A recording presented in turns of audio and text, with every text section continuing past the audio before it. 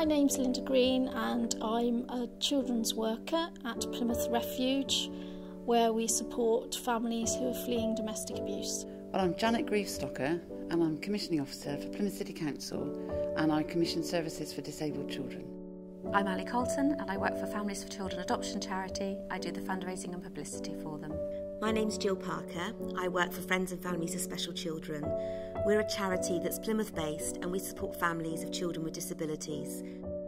So I just decided to pop down one day, and I came in through the rain and introduced myself to Carl and Glyn and asked them what they were doing. They took me round and I was completely blown away by what they do and what they offer, not just for disabled children but right the way through the community. Plymouth Music Zone have an ethos, and that ethos is absolutely that anybody can make music. Not just banging a drum, but they can make good quality music and they can feel good about making that music.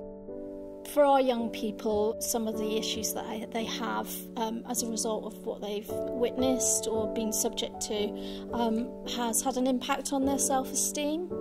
Trust is quite often an issue for them. Disabled children have a huge amount of issues accessing services. Children can't always get where they need to go. They don't have the ability to just simply enjoy playing and having fun that some other children can have. They can be suffering from learning difficulties, autism, through to having psychiatric disorders such as being bipolar. And all of these children will have been taken into the care system because of some form of abuse within the birth family. This could be emotional, physical or sexual abuse, sometimes unfortunately all three. So to have someone who can come in and just be there purely to help them to express themselves through music and enjoy themselves automatically starts building that trusting relationship.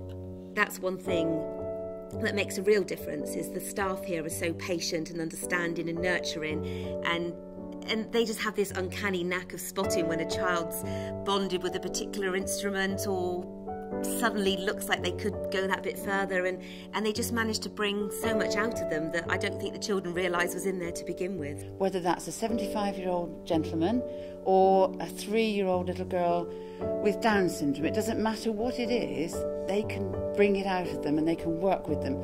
A young man that he'd reached the age of 17, and they were able to develop a relationship with him that wasn't just about making music. It was about actually using music to help him unlock his ambitions and his dreams so that he could see that he could actually do something with his life. He wasn't on the scrappy 17, which was where he was feeling at the time.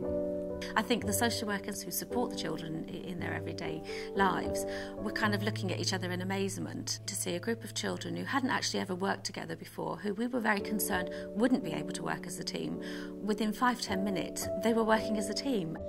The best things about Plymouth Music Zone are their ability to adapt to whatever is needed from them. The staff are all very experienced at working with children with disabilities and are able to bring out the best in them. It is hard to describe because to some people thinking, well, they're just going to go and play some musical instruments, how can that make such a difference? But when a child has no voice and suddenly they can express themselves however that expression comes out, it's just amazing.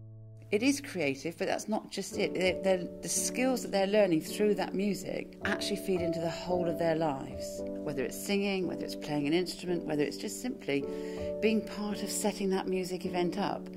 Everybody can contribute. I think Plymouth Music Zone is a very, very worthy cause to support and continue into the future. And that's really important for our young people to understand that there are good people out there and there are good things that they can do.